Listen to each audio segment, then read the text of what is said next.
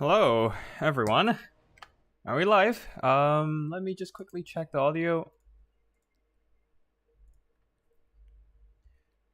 Hello. Alright, seems like we have the audio on. And welcome everyone to another playoff of Best of 5 between, this time, two ODM clan members, Kaarlhaarman and also Alfredino. Two amazing players, and it seems that it will be a civil war in the clan. Anyways, let's hop straight into the lobby, since they have already done the picks and bans, I believe. Oh boy, it's gonna be a spicy first game with a Beastmen versus Chaos Dwarf, or Alfredino is still picking their faction? Alright, anyways, let me just quickly message the players. Ooh, Alfredino is banning vampire accounts, picking Dark Elves. Oh wait, no. Okay, so it's Dark Elves versus Beastmen. We've seen this we've seen this matchup before on stream, and that was, I believe, the Norm versus Kaarlhaarman, and it ended up as a Kaarlhaarman victory, with the Throwing Axes doing a lot of heavy lifting right there. It's gonna be interesting to see how the two players this time will play out this battle. And yeah, I'm not sure about the audio levels today because I've done some tweaking. So if there's any issues of the audios, do type it out in the chat and let me know, and I'll see what I can do to fix it. But yeah, we are in the lobby right now. It seems that Kaarlhaarman has done with his Beastman pick, and Alfredino is gonna do some Druchi picking. Actually, wait, I think they're done with army picks. Okay. I'm ready to cast, and you two are good to go. Alright, just letting Alfredino know that we are ready to hop straight into battle. And yeah, it seems that they have been picking very fast. I do appreciate that, because that means we don't have to wait for ages. Oh, it seems that Kaarlhaarman is doing some adjustments to his build, but yeah, we shall see what happens.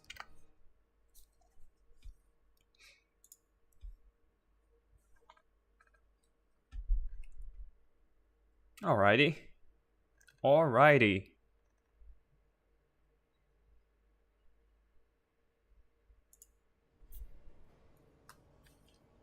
Dark Elves versus Beastmen is actually, personally, I think it's a more even matchup. Like, both our factions have some pretty decent chance of dealing with each other, but of course, Beastmen has ways to neutralize the Dark Elves' most optimal way to play this game. While Dark Elves have some nice kiting tool to handle the lack of armor on the side of Beastmen. So we'll see what happens. But, ooh. It seems that both armies have readied up with the rather meta way to deal with each other. We are fighting on Blue Reach River in the first battle as well, so there will be a decent amount of forest cover for both sides. Anyways, let's see. Let me just turn this off and get out another folder for some other things. There we go.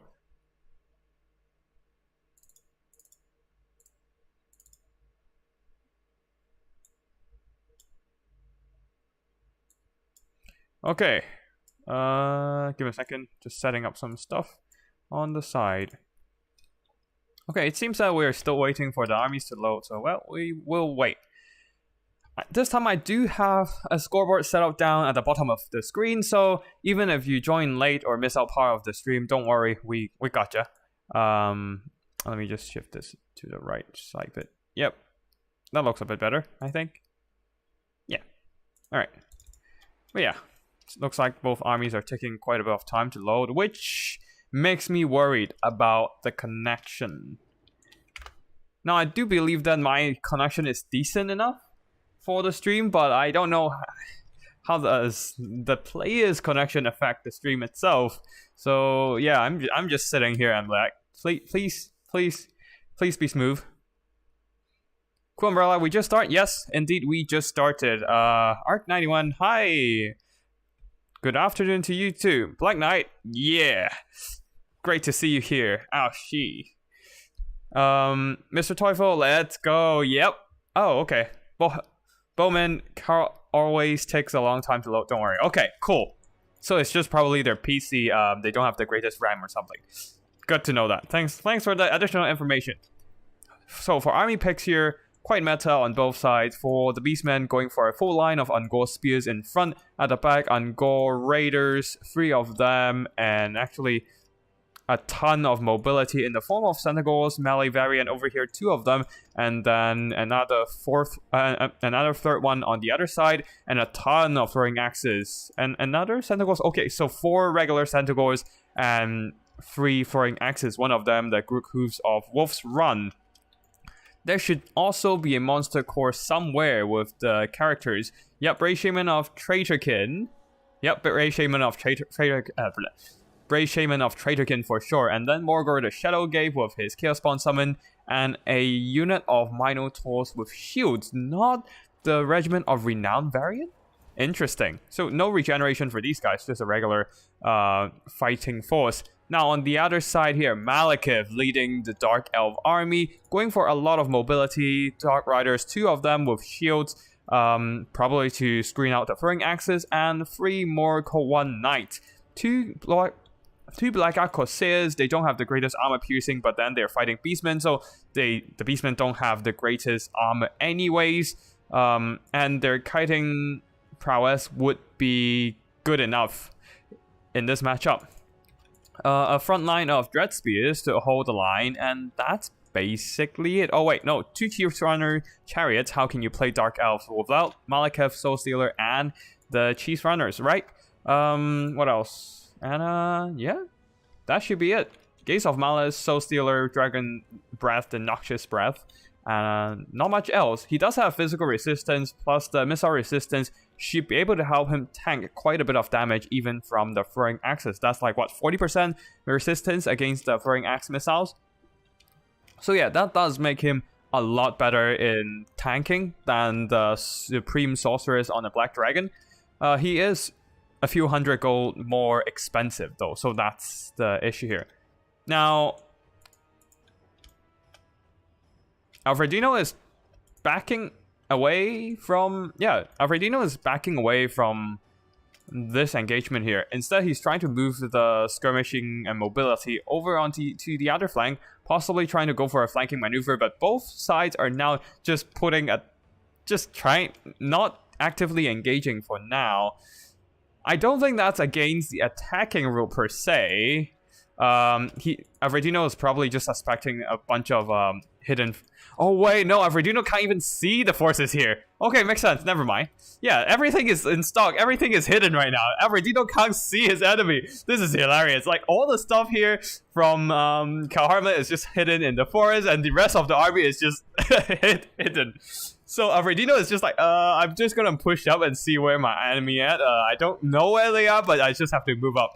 But anyways, Kaarlhaarman totally did not break the attacking rule because he is trying to get to Alfredino, who was a bit lost in the early game there. But seeing that the Destroyers of Dragwold and some of these Ungors have finally revealed themselves, Alfredino was like, oh, finally, there you are, I can now get you, and start moving his troops over to this side. Yep, as you can see here, a verse volley of Black Corsair bolts into the Destroyers of the Drakewold. And the Scourge Runners will be moving in here, possibly trying to skirmish down the Centaurs with throwing axes, but honestly, I don't know how cost-effective that is, because Centaurs are not that expensive, even with the throwing axes variant. So, yeah, not a lot of good targets for them to shoot at, other than the Minotaurs, who are still hidden somewhere in the tree line, I assume. Nope, they're out here, but anyways, the Centaurs will be able to screen them away, while the Ungors here are just absorbing all the crossbow bolts from the... from the Black Corsairs. Gaze of Malice coming in, doing some minor damage. Pretty decent so far. How many uses does he have? 2 more uses left. But yeah. Anyways, Malekith will be getting hit with Ungor Raiders, some very cheap firepower. So he doesn't want to hang out there for too long. As you can see here, already taking some noticeable damage. Not a lot. He can heal everything up easy, but yeah, still doesn't want to take the damage because, yeah, he's pretty much gonna heal cap himself, so every bit of damage taken early is just not optimal for him. On the far side, Sentinels are being chipped away by the Scourge Runner Chariots. I know both players are definitely better players than me here, but I would even push up the Sentinels just to eat all the bolts from the Scourge Runners. Because honestly, a 900 gold skirmishing chariot with only what 96 ammo shots is honestly not shooting like at a single Sentinels with possible missed shots is really not a great trade for the Scourge Runner. So yeah. But anyways, it seems that both sides are just backing off, conserving their ammo and their hit points, while Malekith will try to dive down on an over-courageous Brave Shaman of Wild here. Being knocked over, he will be dropping down a Traderkin, trying to drain away health of Malekith, who is eating a heavy volley of Ungol firepower, and oh, the damage is insane here. Not that they have great armor piercing, but the sheer volume of three whole units of Ungols shooting in at the large hitbox of a dragon, it really adds up. And Malekith is already down to half health. Although the Beastmen did pay with a whole unit of Destroyers of Drakewall being whittled down by the Black Ark Corsair's firepower, but I do think that Kaarlhaarman is getting the favorable trade here, just like the damage value suggests. Although a lot of these damage into the Dark Elves can be healed back up by the Soul Stealer, so we shall see. But yeah, that bait with the Brave Shaman definitely paid off there. I don't know whether it's intentional, but it's probably intentional. He came in, lured Malekith down, and everything just hit Malekith hard. And yeah. On the side here, Sentinels with throwing axes are getting their eyes onto the prize. Cold One Knights will probably get focused down at some point soon, while over here, it is still the skirmishing phase here. Ungor Raiders still shooting, but these guys are over-aiming at someone way back behind the front line, and they're just moving forward. Probably didn't have guard mode on or something. And unfortunately, ran into some of the Dread Spears. There's not much else to stop the Dread Spears from pushing, because the Ungol front line are not quite holding. While the Black Ark Corsairs have been eating a lot of the armor-piercing fire from all those Sentinels and are whittled down, and also the Ungol fire as well, so got whittled down quite hard. Minotaurs charging into Dread Spears just to hold them back is not a great trade for them. They're taking a lot of damage, but what else is taking a lot of damage? The Cold One Knights. They charge into combat as well, and now they're trapped between a rock and a hard place here, being pinned down by Sentinels, and then their retreat are stopped by the Chaos Spawn Summon. They literally can't get out of this alive this time. Very unfortunate. Another Traderkin is dropping on Malekith here. A breath attack straight onto the Grook Hooves, doing around a quarter of their HP damage. Some really nice stuff here. While on the flanks, the Sentinels are pushing. Cold One Knights are counter-charging, but that does expose them to a lot of focus fire from the Ungol Raiders, which might be doing a little bit friendly fire there, but it's fine. Sentinels are cheap. And Cold One Knights are a very key thing to work down. Soul Stealer at the back here, probably the first one in the entire game, draining the hit points of the Minotaurs and some of these Ungols, and more importantly, topping up the hit points of Malekith, while the Scourge Runners have been shooting at these Minotaurs, and well, they're not feeling good in this kind of focus fire. At the back here, some of the Black Ark Corsairs have been pushed away, while the Sentinels continue to throw their axes and whittle down their HP. Has been doing some pretty nice work alongside with some Ungols at this point, but the Sentinels are losing steam for sure, although the Cold One Knights are not looking too well either. Another Traderkin here really putting the weight onto Malekith, draining his health, and with the focus fire from all these Sentinels and Ungol Raiders, the Dark Elves are really not feeling too good. Balance of power is in the favor of the Beastmen, and I do agree with that. Yeah. Despite the front line collapsing for the Beastmen, their mobility and missile pressure has been kept alive, while Malekith is taking a lot of punishing from the focus fire and Traderkin. Dread Spears eventually will be pushing towards the Ungol backline here, but Ungol are fast enough to just run away.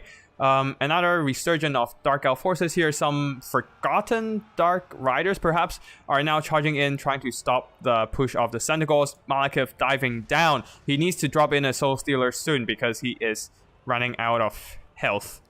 Very unfortunate for him here.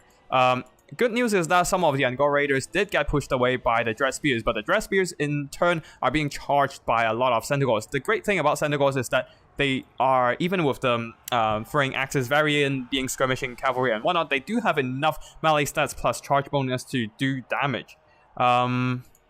But yeah, without the front line though, the Cold One Knights are pretty much unstoppable, while the Centaurs and Ungors are just constantly backing up. Some of these Centaurs on the far side need to be regrouped, while Morgr is just completely getting ignored. It seems that a second of the Chaos Spawn summon has been activated on some random units, but I couldn't really see which one are they. Oh, this might be a tough blow for the Dark Elves, as Malekith got hit by another Traitor King. He needs to squeeze out a Soul Stealer fast because he is running out of hit points and leadership. While at the back there's still a lot of healthy Ungor Raiders and Centaurs left. At least, well, Malekith is trying to work down the Brave Shaman, and it seems that he is quite successful in that regard. Scourge Runner still pushing away Centaurs. A Soul Stealer shall be dropped here just to finish off the Brave Shaman of Wild. Ignoring Morgr really, which is a pretty nice choice. Balance of power is still in the favor of the Beastmen here, despite all the healing from Malekith. I mean, he's pulling back his HP a bit, but I don't know. I am not sure how this one will go because we still have some very healthy Cold One Knights, which the Beastmen can whittle them down in a prolonged kiting, but whether Beastmen will give them the chance, that is the question here, as the Brave Shaman is nowhere to be found, probably dead already after that Soul Stealer. And there's not much the Beastmen can do against Malekith right now, other than all the Centaurs Centaurs focus fire and the Centaurs focus fire and the Ungor focus fire. Malekith is diving down here. Very gutsy move because that opens up to a focus fire from all these throwing axes, but the throwing axes are actually charging in, trying to work down the Cold One Knight instead. I don't know if that's a good choice here, but at least that gives the Ungors a chance to shoot at Malekith. Ooh, a massive Soul Stealer coming in, hitting it's gonna hit up a lot of units, or just two. Morgr the Shadowgave, who doesn't care because he has magic resistance, and a single unit of melee Centaurs. While the Cold One Knights are really being worked down right now. Unfortunately, there are still a bunch of Scourge Runners. Cheese Runners still quite healthy, and I will be able to run down all these Centaurs or recharge the Centaurs. Yeah, run down the Ungor Raiders and or even recharge the Centaurs and work them down. Now, the Ungors are falling victim to Terror Out. Centaurs are still fighting, but against throwing them into melee fight against the Cold Ones, I don't know if that's a good idea here, because they are taking a lot of damage. On the other side, Scourge Runners are engaging in melee, tying down the Centaurs, allowing the Dread Spears to catch up and work down the poor Centaurs. Ungors are back, and they should start shooting soon. They just don't have enough armor piercing in this kind of situation though, especially with Malekith taking off, dodging some of those shots. So yeah, things were looking very well for the Beastmen for a second there, but then things seems to be turning around with Alfredino keeping Malekith alive and running down that poor Brave Shaman Lord of Traitorkin. Yeah.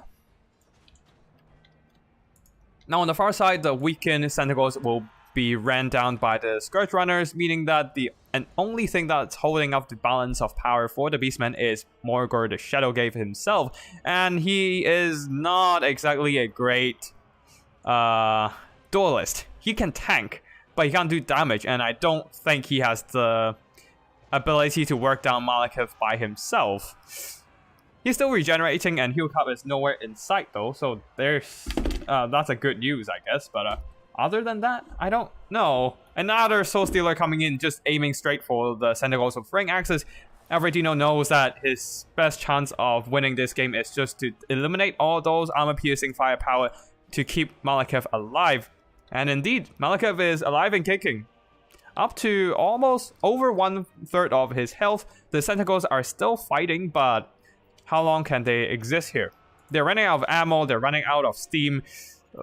Things might be looking rough for the Beastmen right now, despite the balance of power saying it's rather even, because, well, most of that Beastmen balance of power is occupied by Morgr the Shadowgave himself. While Dark Elves have a lot more board presence on the field. I guess Morgr can try to work this down himself, but he's just getting bulldozed by a bunch of Scourge Runners, so I don't know, man. Things are looking quite grim for the Beastmen instead. Yeah, things are looking quite grim for the Beastmen indeed. But at least the Scourge Runners are out of ammo, I guess. Now, Malekith is diving down for Morgr, but Morgr just doesn't take the hit. Scourge Runners at the same time working in tandem to drive away all these armor-piercing Sandigals, but Morgr will be tanking and slowly working down these Black Aquases, I guess. Unfortunately, he is not the greatest fighter here. He will be taking quite a bit of damage, but yeah. What else is on the field for the Beastmen? This one very weakened unit of Sentinels. Losing that Traitorkin caster, though, is a big hit in the Beastmen's arsenal, though. Because now they don't have anything to deal with. Yeah, they don't have any good options to deal with Malekith.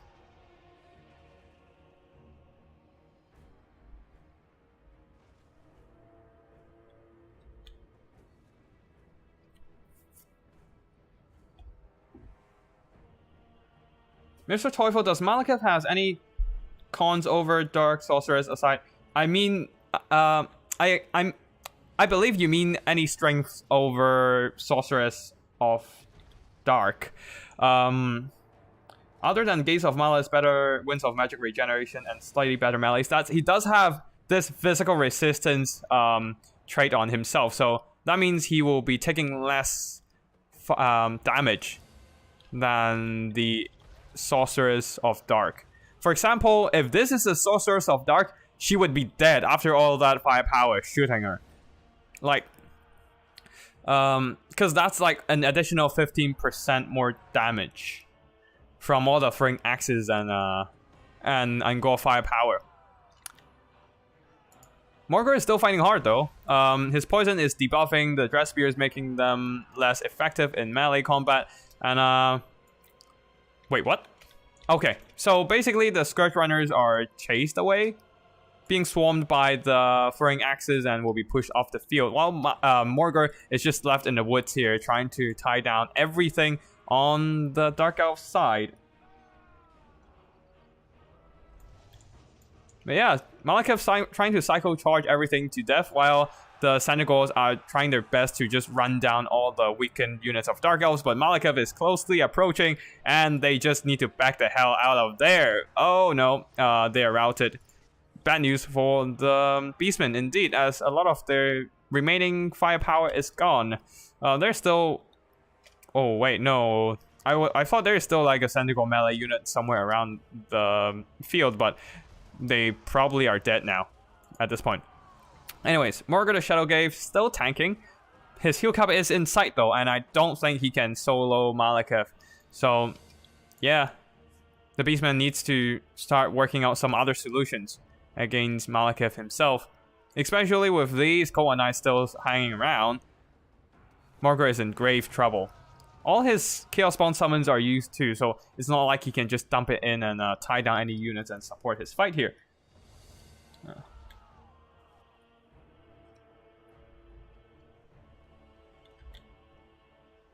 Anyways, I'm just not gonna say hi to everyone here since we have a lot of hi message, but Lil Trail, second stream watching. Thank you for your support, and I appreciate the kind words.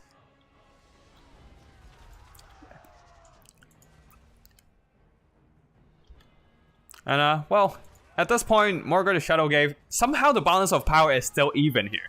For some reason, I'm not sure why, but well, quoting Human Boy, yes, balance of power, are you drunk? Anyways, a few volleys from the group hooves have whittled down the pursuing Cold Knight, stopping them from chasing after the Sentinels, who does have poison missiles and can actually debuff the speed of the Cold Knights. Anyways, Morgr managed to work down some of these Dread Spears, and now the Cold Knights are going after the Grook Hooves, who are still kiting, chucking their throwing axes into the Cold Knight here. This is extremely close, guys. Morgr, with his sheer regeneration, managed to beat back the cycle charging and the surround of the Dread Spears. Partly because that foot. Wait, is Footlord hitbox thing fixed these days? Yeah, I know that they rescinded a lot of the beta updates, so I don't know if they still have that. One volley left on the Grook Hooves. They want to spam it on Malekith, but will Malekith give them the chance, or will the Cold Knights comes in and drive them away? We shall see. Ooh, it seems that they are spending. They are chucking some throwing axes into the Cold Knights. The damage is nice for sure, but oh no, you don't turn off fire at will. Turn off fire at will. Anyways, it is a final showdown between Morgr, who is regenerating in the woods, and the throwing axes Grook Hooves. Guys, you should start. I don't know if anyone's playing this game is hearing me, but oh, okay, never mind. The Grook Hooves were expanding ammo after all, so they ran out of ammo and they had to charge into melee now. Very unfortunate. This might just be the end of the wait. Oh, you sly Beastmen player here. Kaarlhaarman is just leaving Morgr in there regenerating, just to add in a little bit more balance of power advantage. Oh, you sly Beastmen. You sly Beastmen, Dark Lord of Chaos. Now, Grook Hooves have regrouped, so they should be able to come in for another counter charge. And Cold Knights somehow managed to get routed by the charge of the Grook Hooves. To be fair, they do have pretty decent attack stats plus charge bonus, and the Cold Knights have pretty damn poor melee defense at only 29. So they took a bit of damage and they decided to get nope out of there, while Malekith was there to support them for some reason. Oh well, such is the life of a dreaded Cold Knight, I suppose. Anyways, Morgr is going in straight after the Dread Spears. Balance of power is in the favor of the Beastmen because of Morgr healing himself back up. The Grook Hooves are trying to come in to support their lord, but Malekith decides to screen them out. Anyways, Malekith will be diving down onto Morgr the Shadow Cave. A final Soul Stealer coming in from Malekith. This might just decide the game here, draining the health away from the Grook Hooves, who got lured into this engagement. At least the Dread Spears are being worked down, but the Grook Hooves are not going to be holding on in here for too long. Malekith is bringing back that balance of power by his sheer healing. Though Morgr will be fighting back, but the Dread Spears are still here to pin him down, so he cannot go after Malekith himself. And yeah, well, it seems that Morgr the Shadow Cave will be worked down now. Malekith has to stay in the fight now. Oh wait, no, is Alfredino bringing back the Cold Knights to fight Morgr? Yep, he is bringing back the Cold Knights to fight Morgr, so that would be the attacking role fulfilled. While Malekith is like, no, I'm not getting in there. But bad news for the Beastmen is that Morgr is indeed heal capped. While the Cold Knights are coming in to finish him off, doing some nice charge damage, punting him all the way to the other side of the map. And Malekith comes down to dive Morgr. Now, can Morgr tank the damage with some ridiculous RNG? That's the real question here. That's basically the only chance of the Beastmen winning, is having Morgr somehow tanking a few hits from Malekith with some insane RNG. Oh, it seems that the Cold Knights cannot stand around for too long here. It just got routed. Yeah, never trust a Cold Knight, and it will be a one-on-one duel between Malekith and Morgr the Shadow Cave. Let's just put on cinematics here and see what happens. It's extremely close with some Dread Spears coming in, a bit of a lag spite. Please Hold up, game. Please hold up. Morgar will be charging in. And he'll probably break these Dread Spears who are routing one too many times. And Malekith has to stay in combat now, even if he wants to cycle charge because of the leadership penalty from not having any ground units. Malekith, stay in there. You have to fight now. And now it is a fair fight between the two units. Actually, you know what? I'll keep the health bars up. And yeah. Can Malekith do this? Or is it Morgar the Shadowgate winning it? It seems Morgar is having quite a decent time beating up Malekith. But I don't know. Malekith is still... Oh, Malekith only has 55 attack and 48 defense. And Morgar has 55 attack and 45 defense. It is actually a fairly even fight. What the hell, guys? And Malekith is losing. For some reason, he's just not landing the hits. Oh, God.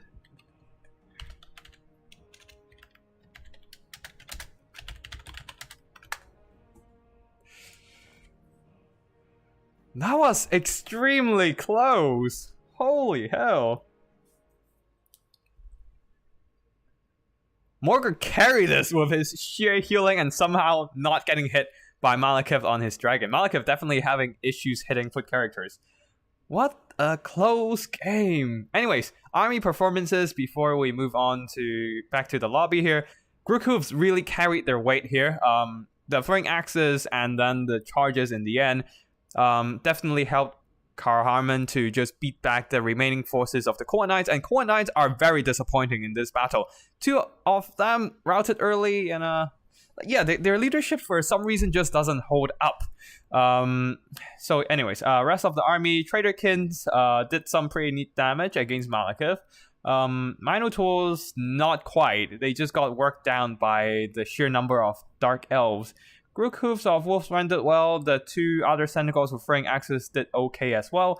The Sentinels did work. Did quite a bit of work here. These two not quite, but the other two basically earned back their value. This one definitely earned back their value and then some more. Angora Raiders, they are a very cheap skirmishing force. So if they can shoot at anything that's more expensive than them, they are basically giving themselves a good time. Destroyers of Drakewold got shot down by the Black Arquebusiers, and the other Dread Spears, the other Angora Spears also didn't do well here. Did okay, they absorbed a lot of hits, so I guess that's all they need to do. Malekith tried to carry the game, but unfortunately in the end, in the fight against a foot character, his dragon hits just doesn't seem to land. So very unfortunate for Malekith and Alfredino there. Khorne Knights, rather disappointing, I've talked about them already. Scourge Runner Chariots, Cheese Runner Chariots, as I said before, they just don't have a good target to shoot at in this fight, even against the Sentinels. Like, their best target are the Minotaurs, and still, only one unit, it's not going to earn them that much value. And I think that the meta is shifting away from the Scourge Runner Chariots, because everyone who plays against Dark Elves are going super wide and super small, so it's not like the Scourge Runners can get much value out of their shots against, like, cheap cavalry.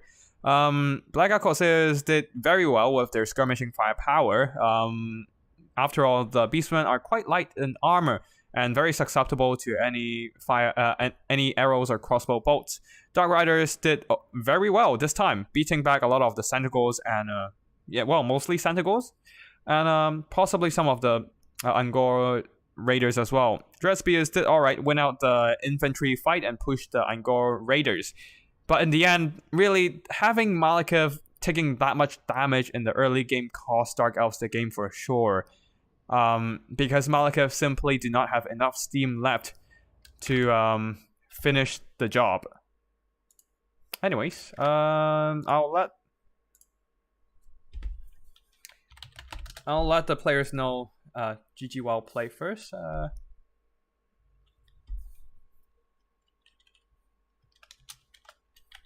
Let me know when your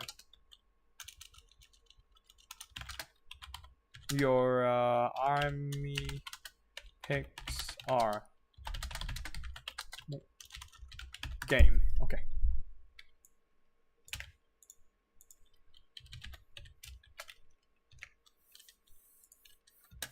Okay.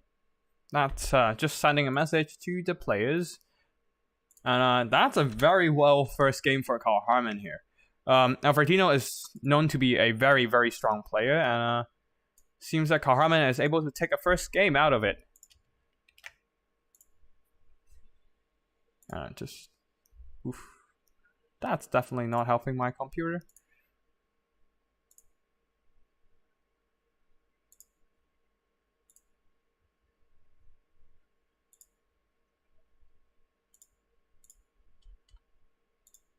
Anyways.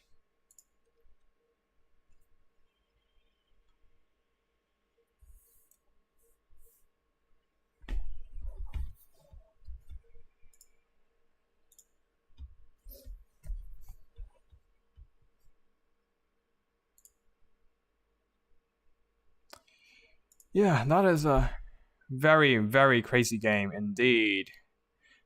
Samtham. Okay, let's catch up with the chat now. While both players are still working on their next army picks.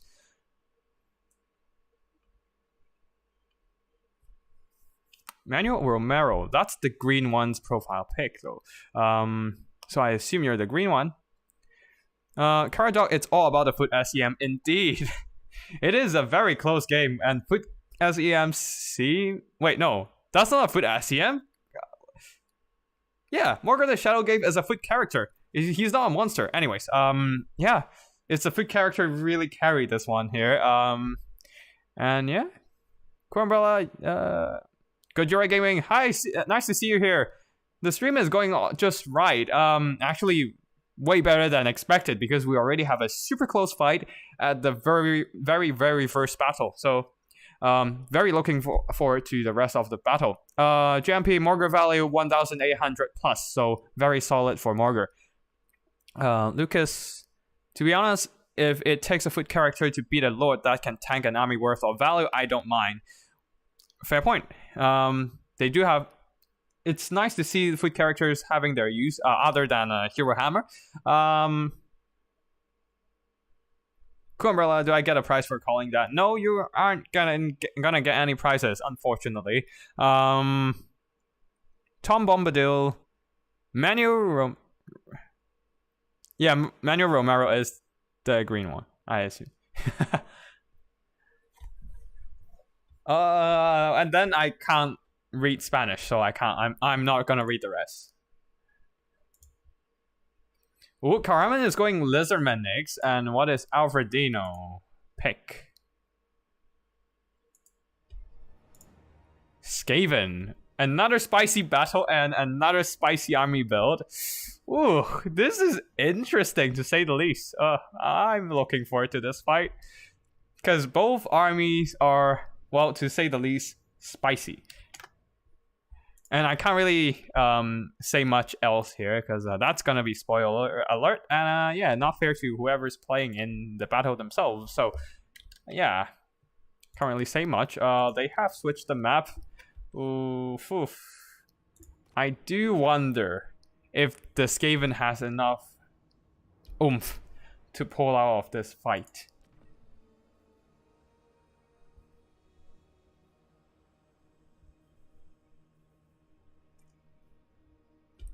Alright, to that little green one, please stop saying stuff in Spanish. I can't read them. I'm sure a good portion of the chat cannot too, so yeah. Unfortunately, we don't have translators here, so yeah, please speak in English.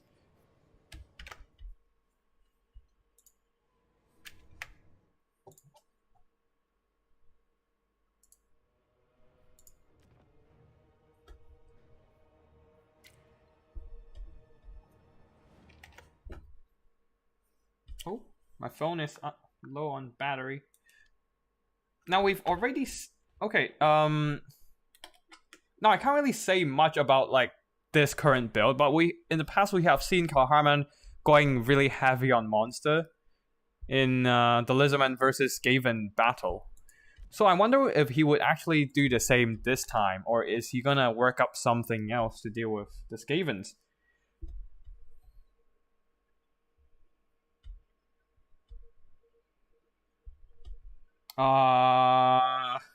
Parallax. I assume Arc 91 you are El Chef, so Can you guys please speak in English as well? Like, I can't read Spanish and I can't moderate the chat without understanding what the chat is going in the background. But yeah, this is gonna be interesting.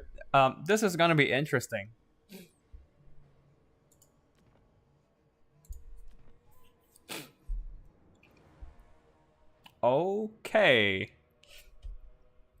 Interesting picks, but Skavens did have some significant nerfs in this patch, and well, I'm not the Skaven expert here, but I've been watching some Human Boy stream, and it seems that he have been struggling with Skavens for quite a bit as a Skaven main. So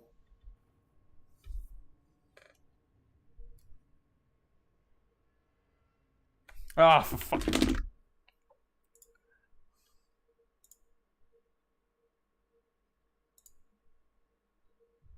Alright, boys, stop arguing. I'm putting green one and Elshaf in the timeout for a bit. Like, god damn it.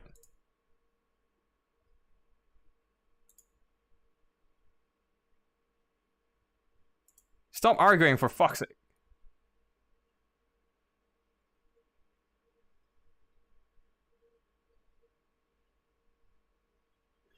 Like, these guys, well,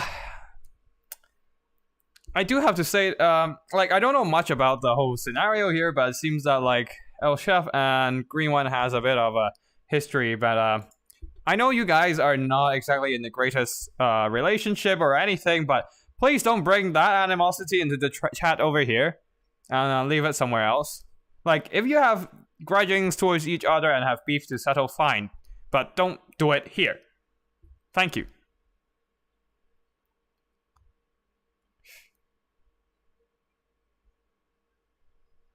But yeah, it seems that both players are going in. I'll be unblocking the army screen here. And I've already warned both Spanish speaker Green One and El Chef about don't speak in freaking Spanish. So, like, yeah. And they still spoke in Spanish, so that's the thing here.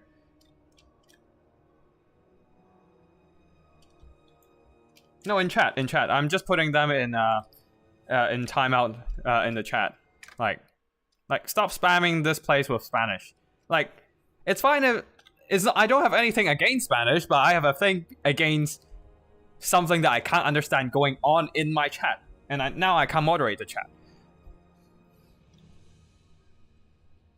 Oh, I already did delete Gojira Gaming. I think, yeah, I think the messages got automatically erased from the chat as soon as I put the speakers in the timeout. But yeah. Come back in 5 minutes, El Chef and Green One.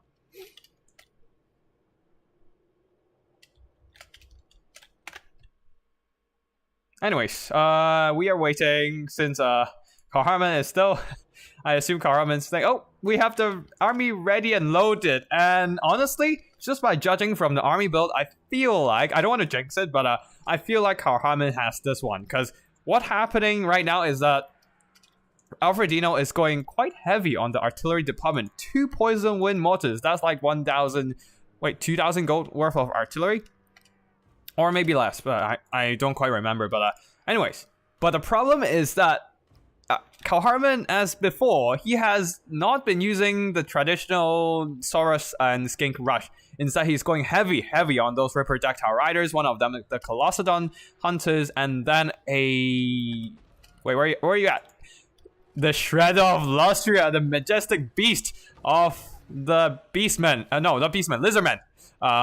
And protected by the Slaanesh Priest of Life and a front line of cheap skinks and skink skirmishers.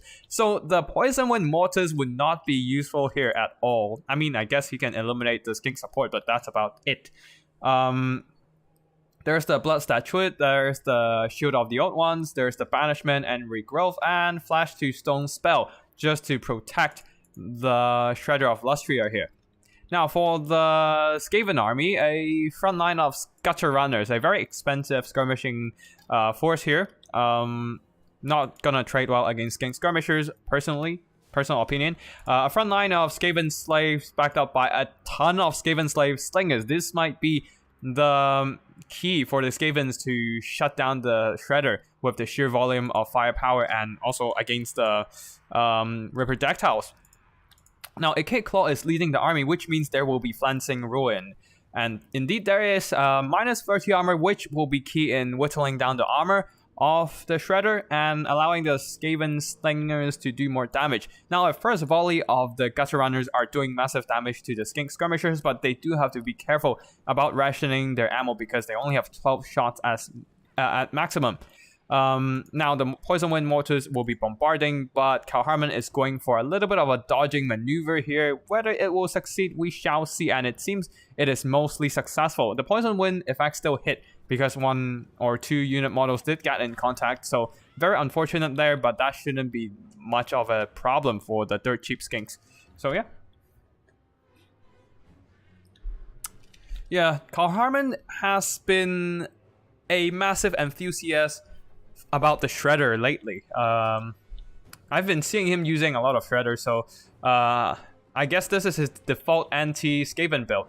And the Ripper Dactyls are coming in, ready to get in place and start getting down and dirty on those artillery weapons crew. Now, the Gutter Runners and the Slingers shall be firing some of them at the Ripper Dactyls, who does have that missile resistance of 15% to mitigate some of that damage. Now, Pit Fighters are coming in to stop the Shredder, but they are just taking a big walloping from the Shredder, who have good enough melee stats at 64 attack, and a bunch of charge bonus means that he can consistently land hits on the Pit Fighters. Now, the Skavens are trying to shoot and whittle down the Shredder, especially they need to get... Wait, they don't have the Teeth Breakers in place. They don't have Teeth Breakers. Oh, okay, I thought they brought Teeth Breakers, but they did not. This might be the mistake that cost Skaven the game, because Teeth Breakers is really the only thing that can work down the Shredder in a quick hurry. Now, the Shredder did take a lot of damage, for sure, but he also dished a lot of pain in return. Now, over here, Ripper Dactyls are pushing back some of these Rat Ogres, and Ripper Dactyls, these guys are still a bit too far away from support. Now, a little bit of a Howling Warp Gale pinning down the Pterodon Riders. There's even some Pterodon Riders. I did not see that.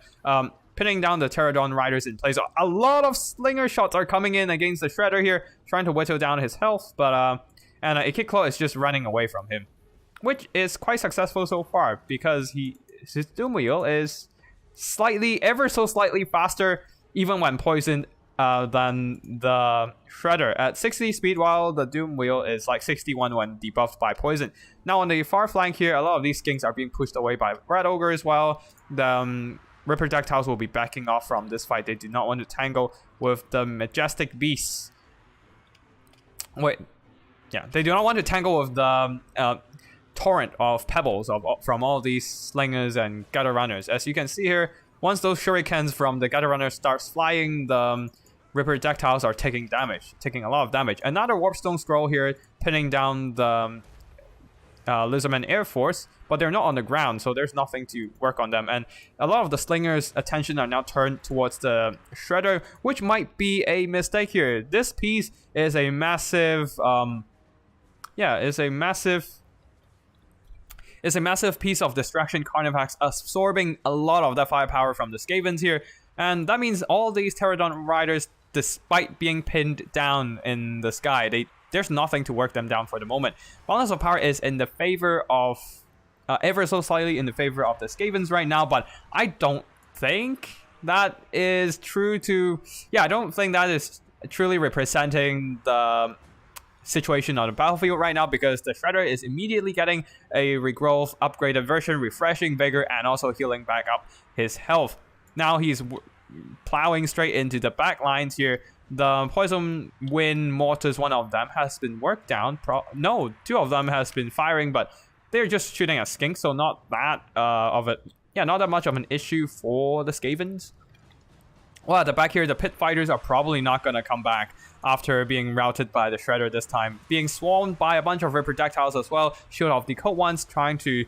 Oh, Shield of the Cold Ones mitigating some damage, but here comes the massive Flensing Rune upgraded, hitting 4 units of expensive troops from the Lizardmen here. One of the Reproductile Riders did manage to move out of the ability range, and the rest will soon proceed to do the same. While Shredder is tanking the damage, he does have the massive hit point health pool to just tank the damage, terrifying away the Red Ogres, especially with his Dread Aversion here, providing a -8 leadership to surrounding units, making stuff extremely vulnerable to routing. Especially when it is the Skaven who do not have the greatest leadership to begin with. The Flensing Rune is still draining the health of the Shredder, but unfortunately just not doing enough here. AK Claw takes another big hit from the Shredder. A little bit of Brass Orb is hitting the Skin Quartz, working them down. Now the Shredder is under another heavy torrent of Pebble Fire. Perhaps the sheer volume of pebbles will work him down, but here comes a Flesh to Stone upgraded version, providing a 66% of physical resistance, combined with the 15% missile resistance. That is what, like 81% of resistance against all these physical missiles. So a lot of damage coming towards Shredder that are just being shrugged off by the tankiness he has right now. And yeah, things are honestly not looking too good for the Skavens right now. Another Howling Warp Gale is pinning down the Reproductiles, which means great news for the Skavens. They can turn their fire at the Reproductiles, still having 1 second in the sky, and they're now down to 2/3 of their health, but unfortunately the Shredder is simply unstoppable. They really don't have anything to stop him. Anything that tries to get close just gets terrified. The Red Ogres are running, the infantry are running, whatever else are all just running. The Poison Wind are still shooting in here, doing some Poison Wind damage to the Reproductiles, but that is just not enough burst damage here. While the Poison Wind Mortars, the Weapons crew just got worked down by the anti-infantry and armor piercing of the Reproductile Riders. At the back here, AK Claw tried desperately to get to the Slaanesh Priest of Life, but he just backed away. While the Reproductile Riders are tying down AK Claw. They're taking a lot of damage from the Slingers, but that doesn't really matter as long as the Shredder can stay healthy and push. So yeah, it might be a bit too early to call it, but I do think that this will be another victory to Kaarlhaarman here. Because, well, Shredder is just not stopping. It can't stop, won't stop, it never stops, and it just keeps pushing. And just driving away all these Skaven forces. While the Pterodon Riders here is slowly chipping away the health of the remaining Skaven forces. The Pebbles, some of them are coming back to deal with the Reproductile Riders, but that's not going to be fast enough. Yeah, I think things are basically the end. Like, the Skavens are trying desperately to catch up with the Slaanesh Priest of Life, but what realistically can they do to turn this game around, right? They are swarming the Reproductiles, but again, the Shredder is still being very healthy, and with all the spell cast of Howling Warp Gale that pinned down the Reproductiles but didn't actually finish them off because all the Slingers are just shooting at the Shredder. Yeah, there's not much magic for a Kick Claw to keep casting Flensing Ruin. And yeah, balance of power is dominantly in the favor of the Lizardmen here. Another regrowth, and that should push the balance of power into army losses territory for the Skavens. Yeah, this everything is just like, the Shredder doesn't have the greatest time of fighting everything because everything is just running away, and instead of standing still to fight him, so he doesn't really get an engagement for anything longer than 2 seconds. Now all the Slingers are coming in with their shooting, but regrowth topping up his health. Another Shield of the Old Ones mitigated part of the damage, and Figure Refresh coming in from the regrowth. And yeah, these guys routes, everything will be in army losses right there.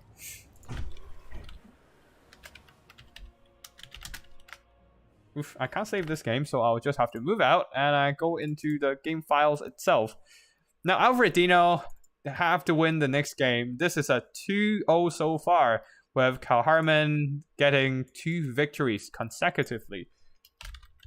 This is the beauty of Warhammer, really. Like, even with the consensus of who is of whether one is a great player, if you put some thought into the army build, things can and will turn heavily against.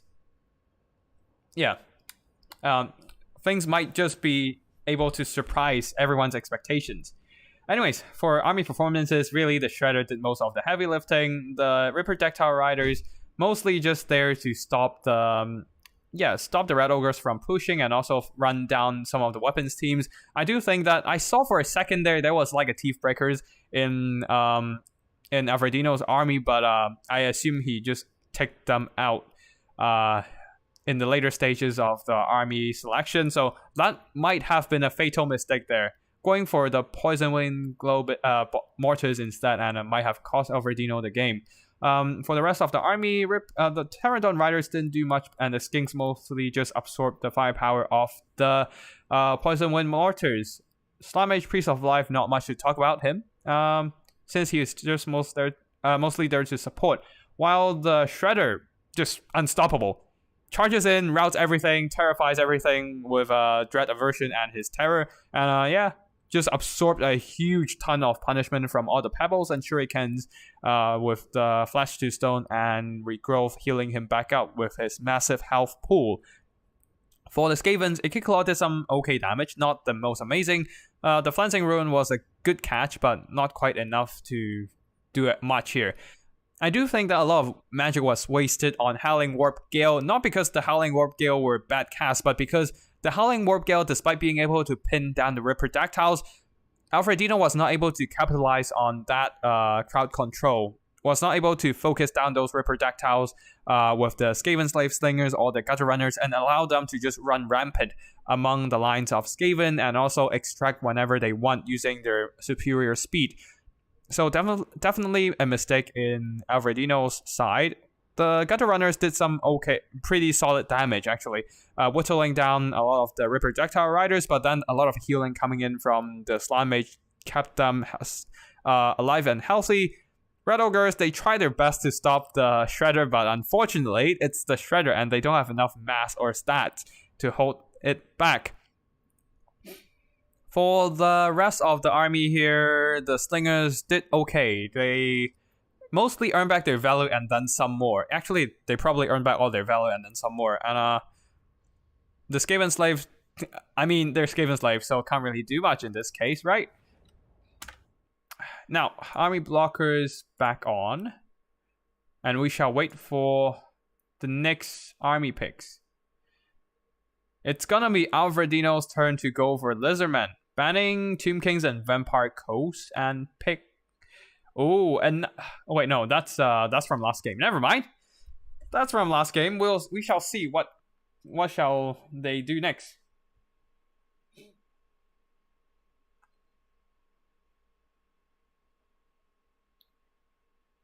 Now let's catch up with the chat for a bit.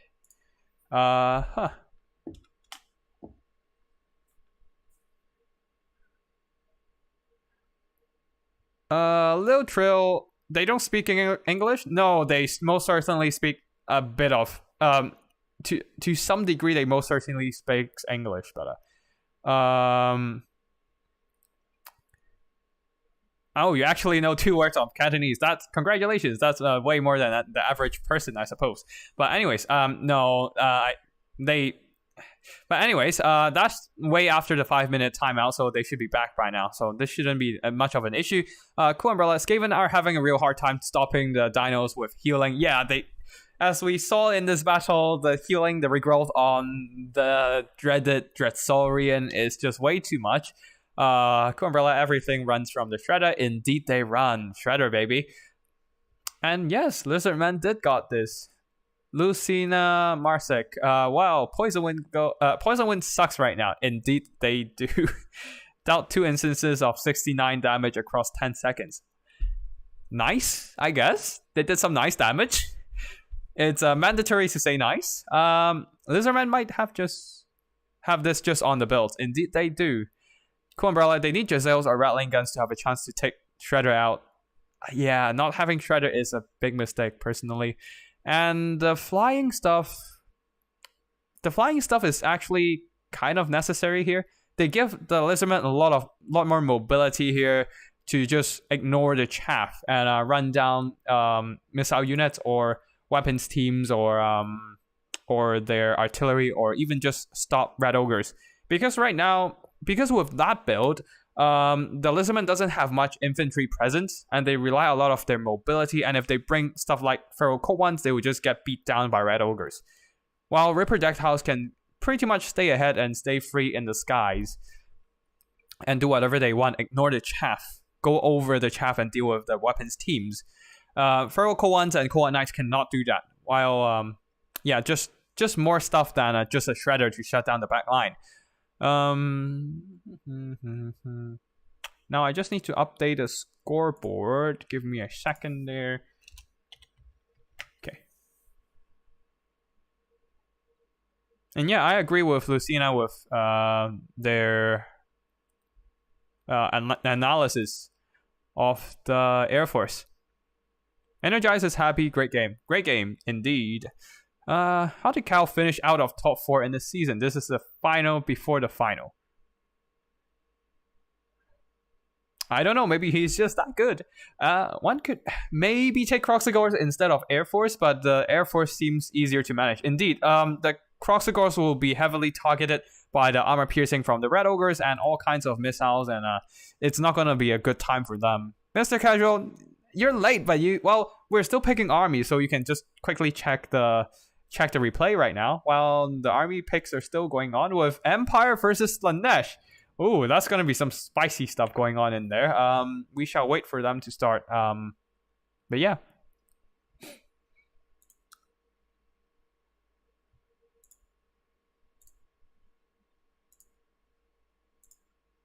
Beautiful.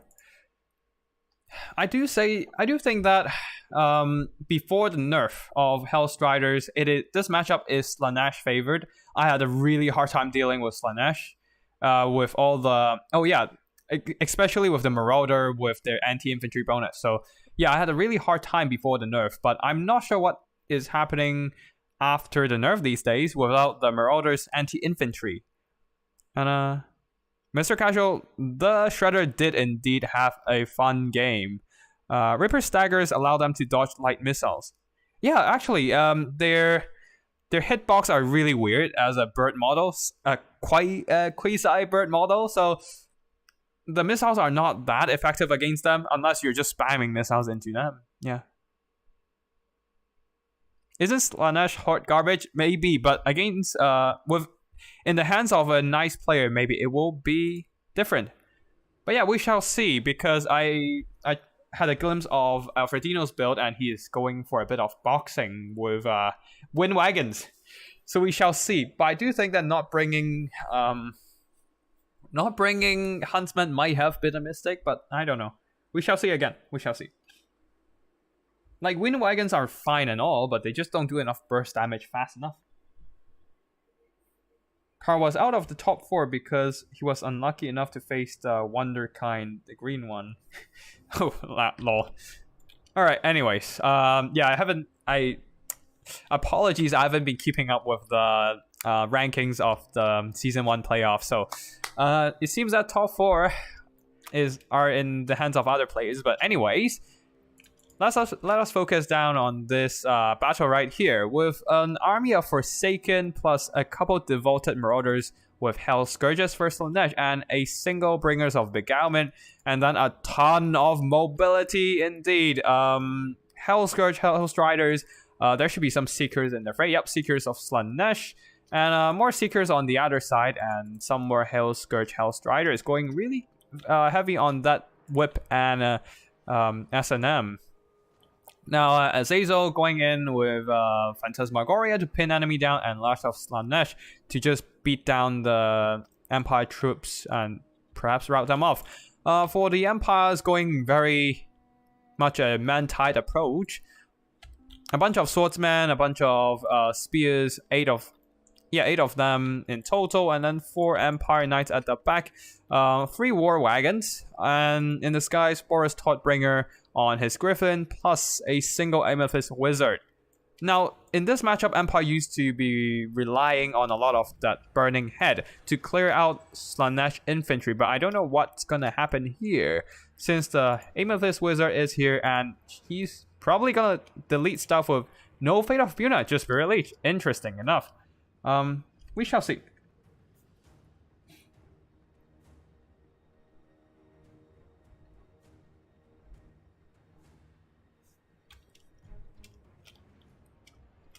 Oh wait, there's some skirmishing calf here? Pistoliers? Okay, that's interesting. They will get caught up by the Hellstriders though if the Hellstriders decide to move in against them. But with only 10 speed difference, the Pistoliers have plenty of time to just move back. While the Amethyst Wizard is going after the Slaanesh Lord here, Azazel taking hit from Spirit Leech already in the early game, while the War Wagons will just automatically fire at everything they can see. Armor Piercing would be nice against the Forsaken. The Forsaken relies heavily on their armor to mitigate damage, even with their 5% physical resistance. That's not gonna save them. And they are taking some pretty significant losses, while Pistoliers are whittling down the Hellstriders. The Pistoliers do have a double shot firing volley though, so everyone is just shooting from their double pistols, doing double damage with their missiles. Especially against a light armor faction like Slaanesh, they can be rather effective. Now, a lot of these Forsakens have been heavily whittled down. The Empire Knights needs to move back, but Alfredino, okay on top of their micro, still took some hit from the Forsaken, but all of the Empire Knights stayed alive, and the Empire troops are just backing up, trying to kite away and whittle down the Forsaken as much as possible. Some swordsmen are engaging with the Forsaken, and on the flank here, a massive charge of Hellstriders. They don't want to stay in there for too long because the Empire Knights are counter-charging hard with the support of spears. They can easily work down the Slaanesh army. Azazel is moving in, a little bit of a lash there, whipping some of the spears, while the Pistoliers and War Wagons continues to kite. Swordsmen holding back the devoted marauders of Slaanesh. They should be worked down in a quick hurry, just like the Forsaken working down the Swordsmen. However, the Seekers and the Hellstriders are not really in a good place here, especially these Hellstriders here, being caught by the Empire Knights, continuously pressured, and a lot of the Slaanesh forces are taking heavy losses already in the early game. Alfredino almost 2k up in terms of damage value, and Slaanesh do not have any healing to mitigate that, mitigate the Empire's lead in terms of damage. So yeah, things are not looking great for Slaanesh, to say the least. A lot of the focus fire are now going into Azazel, and he is taking a lot of damage. I mean, sure, there are some Slaanesh units taking hits for them per se, but the Spirit Leech and the focus fire are taking a huge toll on his hit points. The army ability Fascination here, draining the health of the Pistoliers, possibly trying to lure them into melee combat, but not quite successful here. Still having quite a bit of HP there. It seems that they are rampaged now, and they'll be charging into Azazel here. Now, the mobility on the flank here, all the Seekers are moving in, trying to deal with the Empire Knights. The Empire Knights are going for a counter charge. Nope, they're just backing off, while the Pistoliers targets the Seekers. Their pistol fire should be quite decent into the Seekers, but that is if the Seekers cannot finish them in melee combat.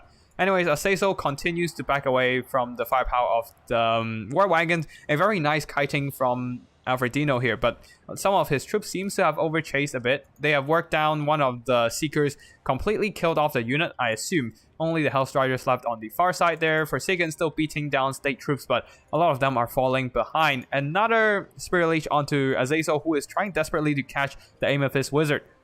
This is where a Phantasmagoria or a Fascination be useful here, but unfortunately I assume both abilities are not ready to cast either, because it's still on cooldown or just not charged up enough.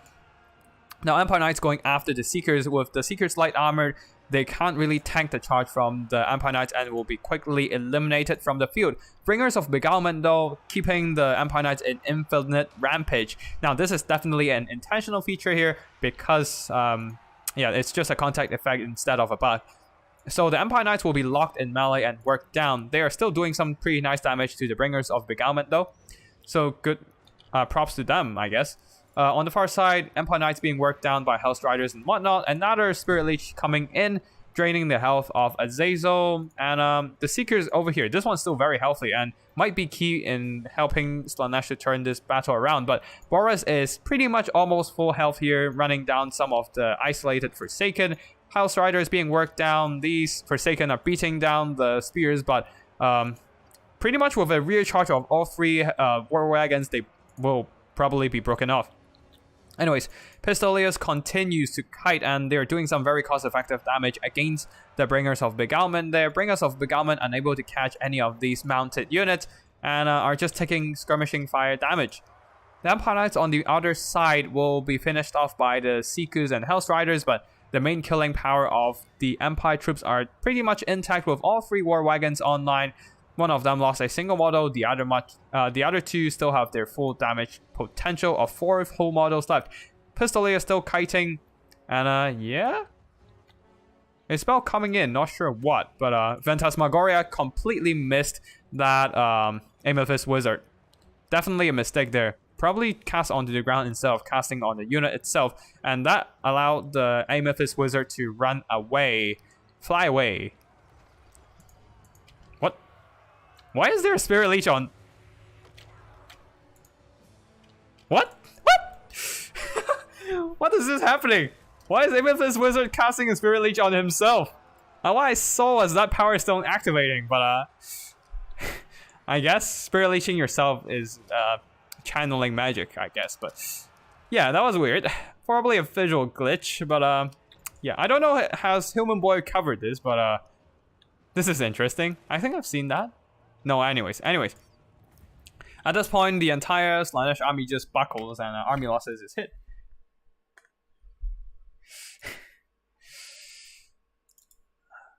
Now, pardon me for a second, for I need to save the game files.